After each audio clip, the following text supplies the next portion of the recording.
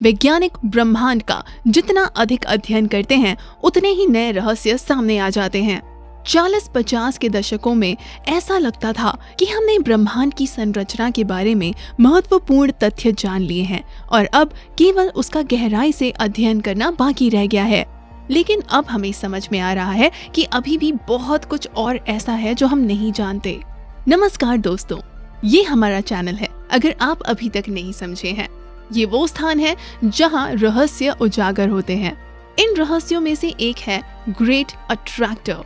अभी अपने कंप्यूटर पर बैठे हुए या अपने फोन के साथ लेटे हुए भी आप एक वस्तु की ओर 600 किलोमीटर प्रति सेकंड की गति से उड़ रहे हैं, जिसका द्रव्यमान 10,000 खरब सूर्य के कुल द्रव्यमान से भी अधिक है। कुछ दिलचस्पी हुई? शुरू करते हैं।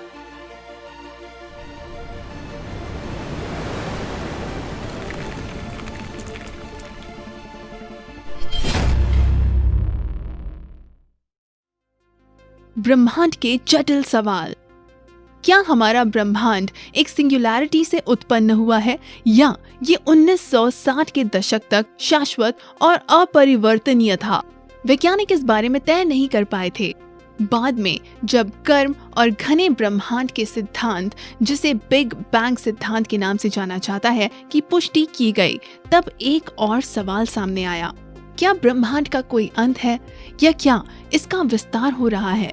कुछ गणनाओं के अनुसार हमारे ब्रह्मांड का विस्तार लगभग 20 लाख किलोमीटर प्रति घंटे या लगभग 550 किलोमीटर प्रति सेकंड की गति से होना चाहिए था। जैसे कि वैज्ञानिक पहले से ही जानते हैं, इस प्रक्रिया का कोई एक केंद्र नहीं है। मोटे तौर पर ये माना जा सकता है कि ब्रह्मांड उस तरह से फैल रहा है जैसे एक गुब्बारा फुलाए जाने पर। केवल ये बॉल 4 आयामी है। उम्मीद तो ये थी कि हमारी गैलेक्सी भी एंड्रोमेडा नेबुला की तरह उसी गति से चल रही है और दोनों एक दूसरे से दूर भाग रही हैं। जैसे कि गुब्बारे की सतह पर अंक एक दूसरे से दूर जाते हैं जब उसे फुलाया जाता है। हालांकि ये पता चला है कि मामला कुछ ऐसा नहीं है और हम निकटतम आकाश गंगा के पास आते जा रहे हैं और कुछ मिलियन वर्षों में हम टकरा जाएंगे। जैसा अक्सर ऐसे मामलों में होता है, कॉस्मोगोनिक मॉडल के हिसाब से ये कोई नई समस्या जैसी नहीं थी। 70 के दशक में वैज्ञानिकों ने ब्रह्मांड के अलग अलग हिस्सों में कॉस्मिक मिक्रोवेव बैकग्राउंड CMB की मात्रा को मापते हुए एक अजीब बात देखी। हमारी आकाश गंगा के एक हिस्से में CMB दूसरे हिस्से की तुलना में अधिक सक्रिय थी।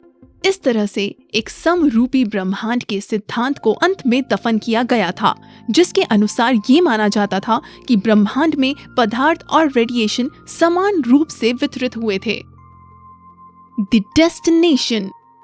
CMB के तापमान में अंतर बहुत ही मामूली था, एक फ़ारेनहाइट के केवल 1 अंश मात्र। लेकिन फिर भी खगोलविदों को ये घटना दिलचस्प लगी। बाद में हुई गणना से ये पता चला कि हमारी आकाश गंगा पर असर करने वाली गुरुत्वाकर्षण के कारण CMB के कणों के खिसकने से ऐसा हुआ था। कोई चीज हमारी आकाश गंगा को 600 किलोमीटर प्रति सेकंड से अधिक की गति से अपनी ओर खींच रहा है। इस गति को विशिष्ट के नाम से जाना जाता है, क्योंकि ये ब्रह्मांड की विस्तार की गति से ज्यादा है। इसलिए हम अपने क्लस्टर में मौजूद दूसरी आकाश गंगाओं के और नजदीक आ रहे हैं। आगे के अध्ययनों से पता चला है कि इस गति से हम किसी सुपर मैसिव ऑब्जेक्ट की ओर बढ़ रहे हैं, जिसका द्रव्यमान 10,000 खरब सूर्य के कुल द्रव्यमान से भी अधिक है, या ये कहें 10 करोड़ प्रकाश वर्ष के दायरे में सभी आकाश गंगाओं का कुल द्रव्यमान, लगभग 1 लाख आकाश गंगाएं। इस दी डेस्टिनेशन को ग्रेट या ग्रेट अट्रैक्टर का नाम दिया गया है। वैज्ञानिकों के अनुमान से ये हमसे 22 करोड़ प्रकाश वर्ष दूर सेंटोरस नक्षत्र की दिशा में स्थित हैं। गुरुत्वाकर्षण विसंगति कोई नई बात नहीं है। अतीत में हुए दूसरी आकाश गंगाओं के साथ टकराव के चिन्ह हमारी आकाश गंगाओं और एंड्रोमेडा नेबुला में मिलते हैं। ये गोलाकार तारा समूह है, उन आकाश गंगाओं के केंद्रक जिन्हें हमारी आकाश गंगा ने कभी निगल लिया था और जहां गुरुत्वाकर्षण विसंगतियों ने सितारों पर अपना असर डाला था, उस जगह पर आकाश गंगा के कपड़े में छेद का मौजूद होना। ये टकराव केवल तभी संभव है जब आकाश गंगाओं को एक दूसरे की ओर खींचने वाला बल उस बल से अधिक हो जो इन्हें एक दूसरे से दूर भगा रहा है। पहले वर्जन के हिसाब से हमें हमारा ही कन्या सुपर क्लस्टर अपनी ओर खींच रहा है, जिसमें हमारे अपने क्लस्टर के अलावा और कई अन्य शामिल हैं। हालांकि इसमें लगभग 1,500 आकाशगंगाएं शामिल हैं, लेकिन फिर भी इसका कुल द्रव्यमान इतना बड़ा नहीं है कि ये ब्रह्मांड के विस्तार के बल पर काबू पा सके। हम वास्तव में कन्या समूह के केंद्र की ओर बह रहे हैं और जल्द ही इसकी सभी आकाशगंगाएं एक साथ विलीन हो जाएंगी और इस सब का एक ही कारण है जो हमें एंड्रोमेडा के नजदीक खींच रहा है, द ग्रेट अट्रैक्टर। हमें नहीं दिख रहा हम कहाँ जा रहे हैं। द ग्रेट अट्रैक्टर बहुत सुंदर और शानदार दिखता है, विशाल बिखरे हुए हीरो जैसा सुपर क्लस्टर जहां अरबों आकाशगंगाएं एक केंद्र के चारों तरफ भंवर में फंसी घूम रही हैं। ब्ला ब्ला ब्ला। हो सकता है, हमें नहीं पता कि हमारा गंतव्य कैसा दिखता है। हम अनुमान भी नहीं लगा सकते। ये हमारी सिर्फ आशावादी होने की कोशिश है। मिल्की वे एक महिला की तरह है जो अपने आप में खिड़की पर टंगे एक पर्दे की तरह है, जिसका पैटर्न तो सुंदर है लेकिन आप इसके पीछे छुपे जीवन को नहीं देख सकते। हमारी मिल्की वे की भुजा जो रात के आकाश में इतनी खूबसूरती से चमकती है, हमसे ब्रह्मांड के 20% हिस्से को छुपा कर रखती है। इस हिस्से को जोन ऑफ अवॉइडेंस कहा जाता है, जिसमें ग्रेट अट्रैक्टर स्थित है। इस जोन में क्या कुछ है ये केवल इंफ्रारेड और एक्सरे की मदद से देखा जा सकता है। उतना सुंदर तो नहीं, लेकिन कुछ तो है। आइए एक झुंड में सिमट जाएं। ग्रेट अट्रैक्टर की दिशा में हम कई गैलेक्सी क्लटर्स का पता लगाने में कामयाब हो चुके हैं। वो भी उसी दिशा में खिंचती जा रही है जिस दिशा में हम, लेकिन हमारे मुकाबले बहुत तेजी से। जबकि हमें अभी कुछ अरब वर्ष लगेंगे एक सुपर गैलेक्सी में समाने में। वो गैलेक्सी क्लटर्स तो इस वक्त उसमें समाने की प्रक्रिया से गुजर रही है। इस वजह से ग्रेट अट्रैक्टर के नजदीक सुपर क्लस्टर और भी घना हो जाता है। ग्रेट अट्रैक्टर के पास एक्सरे की मदद से आकाश में सबसे पहली जिस बड़ी चीज का हम पता लगा पाए हैं वो नॉर्मा क्लस्टर है, जो हमसे 15 करोड़ प्रकाश वर्ष दूर है। इसके पीछे ही शार्पले सुपर क्लस्टर शुरू होती है, जो आकार में 65 करोड़ प्रकाश वर्ष से भी बड़ी है। इसमें 10,000 से अधिक आकाशगंगाएं हैं, जिनमें से प्रत्येक हमारी मिल्की वे जितनी या उससे भी बड़ी है। कुछ नया तो नहीं, लेकिन हम सभी मर जाएंगे।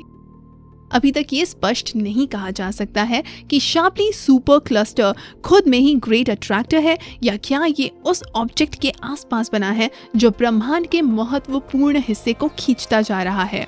कॉस्मोलॉजी के अनुसार ग्रेट अट्रैक्टर की तरफ खींचने वाले सभी गैलेक्सी क्लस्टर्स के समूह को लिनियाकी सुपर क्लस्टर कहा जाता है। इसमें लगभग 1 लाख आकाशगंगाएं शामिल हैं। आधुनिक कॉस्मोलॉजी की मान्यताओं के अनुसार ग्रेट अट्रैक्टर ब्रह्मांड का एक प्रकार का अनूठा दोष है, जिसमें सभी कुछ उसी तरह इकट्ठा हो रहे हैं जैसे कि पहाड़ी धाराएं एक गहरी घाटी के तल पर इकट्ठा होती हैं। वैकल्पिक वैज्ञानिक सिद्धांतों के अनुसार ग्रेट अट्रैक्टर डार्क मैटर का एक समूह या सुपरमैसिव ब्लैक होल है। एक वर्जन ये है कि ग्रेट अट्रैक्टर हमारे ब्रह्मांड के अंदर नए ब्रह्मांड का एक प्रकार का भ्रूण है।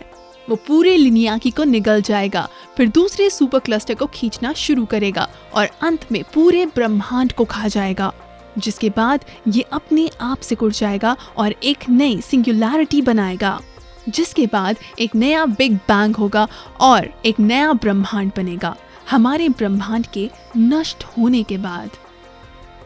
आज के लिए बस इतना ही। ये एपिसोड देखने के लिए धन्यवाद प्यारे दोस्तों। यदि आप कुछ ज्यादा ही परेशान हो गए हैं तो कुकी खा लीजिए और थोड़ा खुश हो जाइए। इस सिद्धांत के अनुसार भी ग्रेट अट्रैक्टर को पूरे ब्रह्मांड को निगलने में अभी 100 अरब से लेकर 1 खरब वर्ष तक लग सकता है। हाल ही के अध्ययनों से पता चला है कि ब्रह्मांड की विस्तार दर बढ़ रही है। जल्द ही ये बल उस बल से ज्यादा हो जाएगा जिस बल के साथ ग्रेट अट्रैक्टर हमें खींचता है, और लिनियाकी बिखर जाएगा और बिग स्क्वीज नहीं होगा या वो किसी अलग तरीके से होगा। अच्छा, अब अगर मन कुछ शांत हो गया हो तो थोड़ा हंस लो। बिल्कुल ऐसे ही। अगली बार तक के लिए अनुमति दें।